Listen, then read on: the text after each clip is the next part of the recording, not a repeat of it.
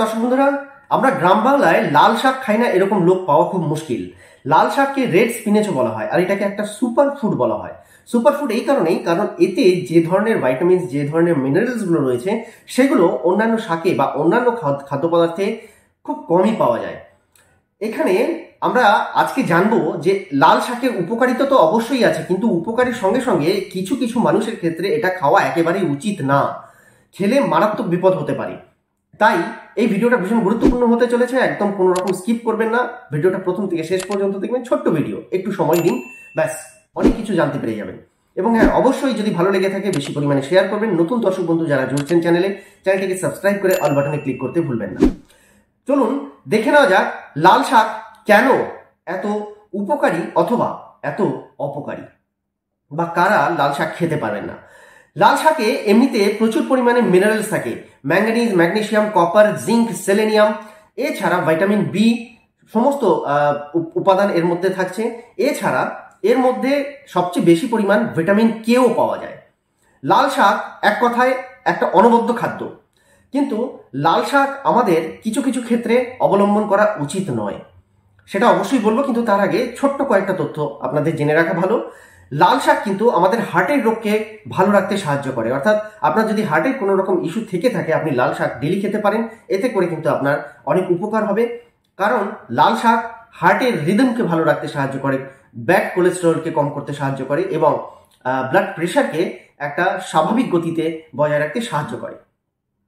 এছাড়া লাল শাক কিন্তু আপনার হাড়ের গঠনকে অনেক ভালো রাখতে সাহায্য করে, যেহেতু এতে বিভিন্ন রকম মিনারেলস রয়েছে। আপনার হাড়কে শক্ত রাখতে, হাড়ের কোনো রকম রোগ, সেটা ব্যথা যন্ত্রণা হোক, ফুলে যাওয়া হোক, বা হাড় সম্বন্ধীয় অন্যান্য যে কোনো ধরনের রোগ হোক না কেন, অস্টিওপোরোসিস বা রিকেট, এই সমস্ত রোগে কিন্তু লাল শাক দারুণভাবে উপকার করে থাকে।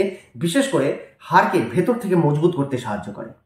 লাল শাক কিন্তু আপনার অতিরিক্ত শর্করাকে কমিয়ে দিতে পারে, আপনার ইনসুলিনের মাত্রাকে অত্যাধিক কমিয়ে দিতে পারে, এবং আপনার যদি হাই ডায়াবেটিস থেকে থাকে, আপনার যদি সুগারের মাত্রা অত্যন্ত হাই থাকে, আপনি রেগুলারলি লাল শাক সেবন করতে পারেন। তবে প্রত্যেকটা ক্ষেত্রে একটাই কথা বলবো, লাল শাককে রান্নার সময় কখনোই অতিরিক্ত ভেজে, অতিরিক্ত তেল দিয়ে একেবারে খুব কড়া পাকে রান্না কখনোই করবেন না, হালকা থাকতে দিন। যতটা পারবেন সেদ্ধ সেদ্ধ অবস্থায় লাল শাক খাওয়ার অভ্যেস করে তুলুন। কিন্তু আরেকটা কথা এখানে খুব প্রযোজ্য, সেটা হচ্ছে যে এই পর্যন্ত যারা দেখে ভিডিওটা স্কিপ করে দিয়েছেন তারা ঠকে গেলেন। লাল শাক কিন্তু কিছু ক্ষেত্রে একেবারেই খাওয়া যায় না, কারণ এর মধ্যে যে অতিরিক্ত মিনারেলস রয়েছে সেই মিনারেলসের ক্ষেত্রে কিন্তু আপনার কিছু সমস্যাও আসতে পারে। আপনার যদি অ্যানিমিয়া সংক্রান্ত রোগ থাকে তাহলে পরেও লাল শাক উপকারী। অ্যানিমিয়াতে আপনার হিমোগ্লোবিনের মাত্রা বাড়িয়ে দিতে পারে এই লাল শাক। কিন্তু যদি আপনি অন্তঃসত্ত্বা হয়ে থাকেন, যে মায়েরা অন্তঃসত্ত্বা মা অথবা সদ্য মা হয়েছেন, সদ্যজাত সন্তানের জন্ম দিয়েছেন, সেই সমস্ত মায়েরা লাল শাক খাবেন না। কারণ এই ক্ষেত্রে আপনার অতিরিক্ত যে এতে মিনারেলস রয়েছে, সেই মিনারেলসের ক্ষেত্রে আপনার শরীরে ভারসাম্য বজায় নাও থাকতে পারে, আর এই ক্ষেত্রে অন্যান্য সমস্যা হতে পারে। যেহেতু এই সময়টায় আপনাদের শরীরে বিভিন্ন রকম হরমোনের ডিসব্যালেন্স হয়ে থাকে, তো এই সময় লাল শাকের এই অতিরিক্ত চাপ আপনারা নিতে পারবেন না। তাই সেই ক্ষেত্রে আপনারা লাল শাক খাওয়ার আগে সাবধান হয়ে যান। প্রয়োজনে কোনো ডাক্তারবাবুর পরামর্শ নিয়ে তবেই লাল শাক খাবেন। আর যদিও বা খান, সপ্তাহে 1-8 দিন অল্প পরিমাণে খেতে পারেন, একেবারেই অল্প পরিমাণে, কিন্তু উপকারের কথা চিন্তা করে রেগুলারলি লাল শাক আপনারা একেবারেই খাবেন না। দ্বিতীয়, কারা লাল শাক খেতে পারবেন না?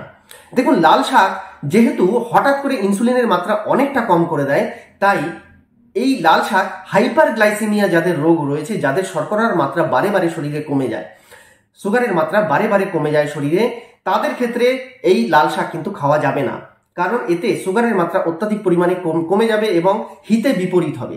তাই লাল শাক খাওয়ার আগে সচেতন হয়ে যান। যদি আপনার হাইপারগ্লাইসেমিয়া রোগ থাকে, বারে বারে শর্করার মাত্রা বা সুগারের মাত্রা আপনার যদি অটোমেটিকলি কম হয়ে যায়, তাহলে পরে আপনি লাল শাক একেবারেই খাবেন না।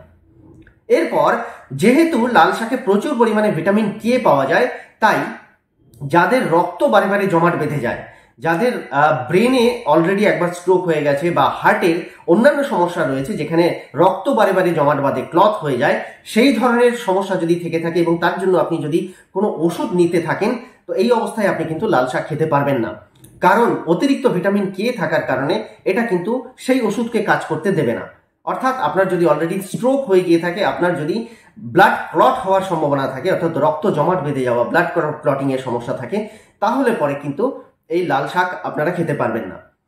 তাই আজ থেকেই সচেতন হয়ে যান। লাল শাক অত্যন্ত উপকারী, অবশ্যই খাবেন, কিন্তু যে যে ক্ষেত্রে আমি বললাম সেই সমস্ত ক্ষেত্রগুলোকে বাদ দিয়ে আপনারা সেগুলোকে ভালো করে চিন্তা করে বা ডাক্তারবাবুর পরামর্শ নিয়ে তবেই লাল শাক খাবেন। আশা করি এই ভিডিওটা আপনাদের অনেক উপকার করবে। আর অনেক দর্শক বন্ধুর কাছে এই তথ্যগুলো একটু ছড়িয়ে দেওয়ার জন্য আমি রিকোয়েস্ট করছি আপনাদেরকে, কারণ সবাই হয়তোবা এই ভিডিওটি দেখছেন না। প্রত্যেকের কাছে ছড়িয়ে দিন যারা দেখছেন, তাহলে পরে অনেক মানুষ কিন্তু অজ্ঞানতাবশত তাদের ভুল থেকে শুধরে নিতে পারবেন। খুব তাড়াতাড়ি একটি নতুন ভিডিওতে দেখা হবে। আগের মতো একটি রিকোয়েস্ট করছি, যেটা প্রথমেই করেছিলাম, নতুন দর্শক বন্ধু যারা আসছেন চ্যানেলটিকে সাবস্ক্রাইব করে পাশে থাকুন, আর আমাদের মোটিভেশন বজায় রাখার জন্য একটি লাইক অবশ্যই দিয়ে যাবেন। হ্যাঁ, সাবস্ক্রিপশনের পাশাপাশি অল বাটনটাতে ক্লিক করতে ভুলবেন না, তাহলে প্রত্যেকটি ভিডিও নোটিফিকেশন আপনি কিন্তু পেয়ে যাবেন। খুব তাড়াতাড়ি দেখা হচ্ছে। সুস্থ থাকবেন, ভালো থাকবেন, নমস্কার।